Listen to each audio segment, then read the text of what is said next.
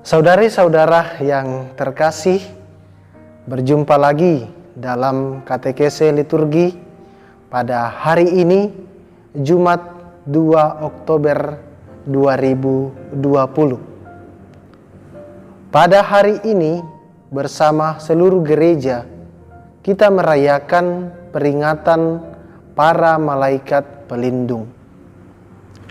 Bagaimana sih gereja menghayati dan mengimani perayaan para malaikat pelindung ini? Mari kita simak bersama-sama. Pertama-tama, gereja Katolik mengakui dan mengimani serta meyakini akan adanya para malaikat. Gereja sangat menghormati keberadaan para malaikat ini, dan bahkan gereja senantiasa memohon pertolongan dari para malaikat, terutama dari para malaikat pelindung. Kata malaikat sendiri berasal dari bahasa Ibrani, malak, yang berarti utusan atau pembawa pesan. Kata malak ini kemudian diterjemahkan dalam bahasa Yunani angelos dengan arti yang sama, pembawa pesan atau utusan. Dalam kitab suci Perjanjian Lama, kita mengetahui bahwa para malaikat diutus Allah untuk menjaga bangsa Israel, menjaga manusia dalam perjalanan hidup mereka. Misalnya, ketika Allah mengutus malaikatnya untuk membimbing dan menyelamatkan Lot beserta dengan keluarganya dari kehancuran kota Sodom dan Gomora, atau ketika Allah sendiri yang mengutus malaikatnya untuk mendampingi dan menolong bangsa Israel dalam perjalanan mereka. Dalam kitab Keluaran bab 23 ayat 20 dikatakan demikian. Sesungguhnya aku mengutus seorang malaikat berjalan di depanmu untuk melindungi engkau di jalan dan untuk membawa engkau ke tempat yang telah kusediakan.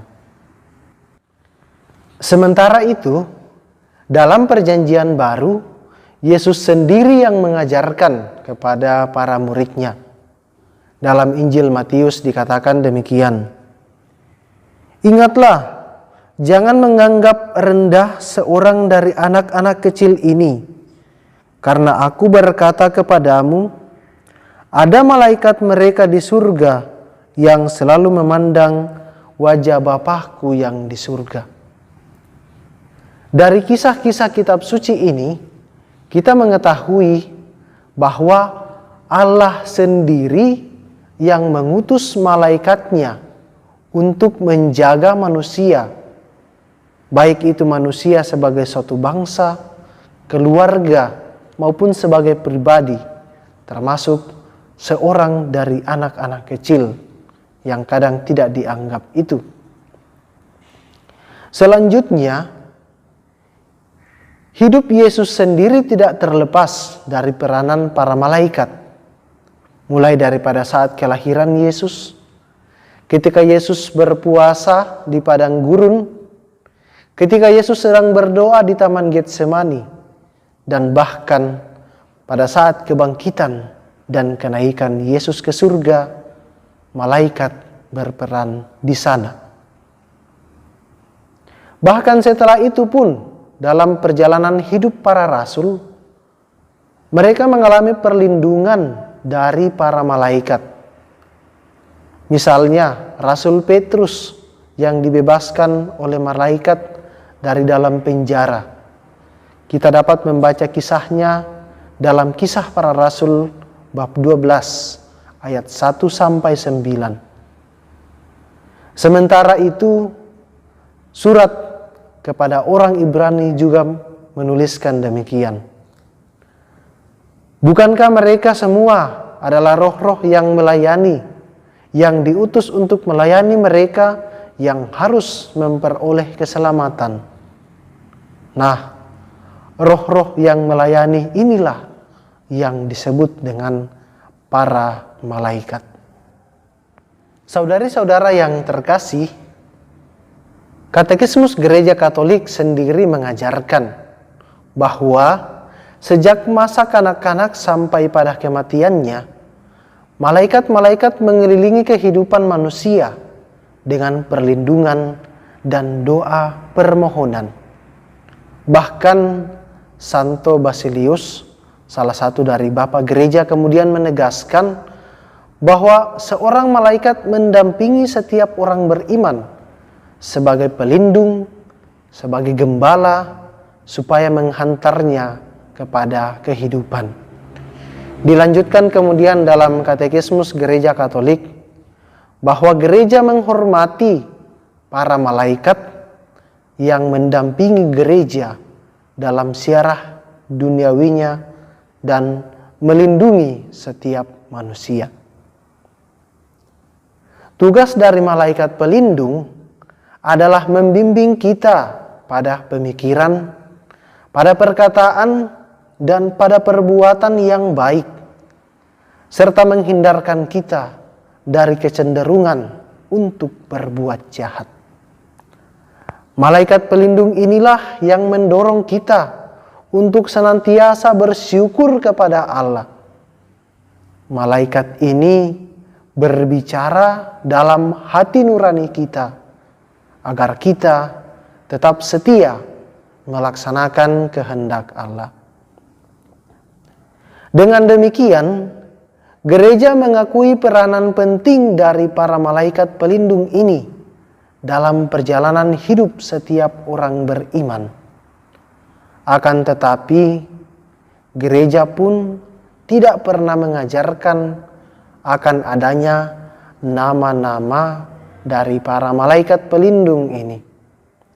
Selain itu juga, gereja tidak pernah mengharuskan setiap orang untuk berkomunikasi dengan para malaikat pelindungnya masing-masing.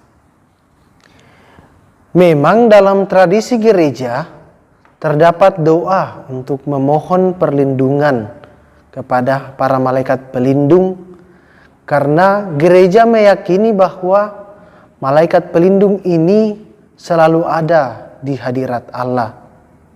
Dan intinya, kita berdoa memohon agar para malaikat pelindung melaksanakan tugasnya melindungi kita. Tetapi perlu diingat bahwa yang mengabulkan doa itu hanya Allah saja. Karena memang Allah lah yang menugaskan malaikat itu untuk menjaga kita. Dan peran malaikat pelindung itu hanya mungkin ada karena kuasa Allah. Maka cukuplah bagi kita untuk mengetahui bahwa Allah mengirimkan malaikatnya untuk menjaga dan menolong serta melindungi kita. Selanjutnya ialah agar di dalam doa kita selalu menjalin komunikasi secara khusus dengan Allah sendiri. Prinsipnya sama seperti kita boleh berdoa, memohon doa kepada orang-orang kudus agar ia mendoakan kita. Kita pun boleh, tetapi memang tidak diharuskan untuk memohon kepada para malaikat pelindung untuk mendoakan kita. Namun, tetap penting untuk diingat bahwa Allah sendirilah yang memberikan berkat kepada kita yang senantiasa memohon kepadanya. Saudari-saudara yang terkasih, demikianlah katekese kita pada hari ini tentang malaikat pelindung.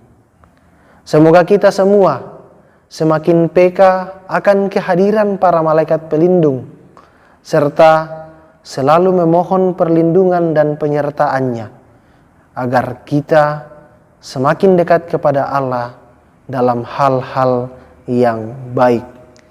Tuhan memberkati.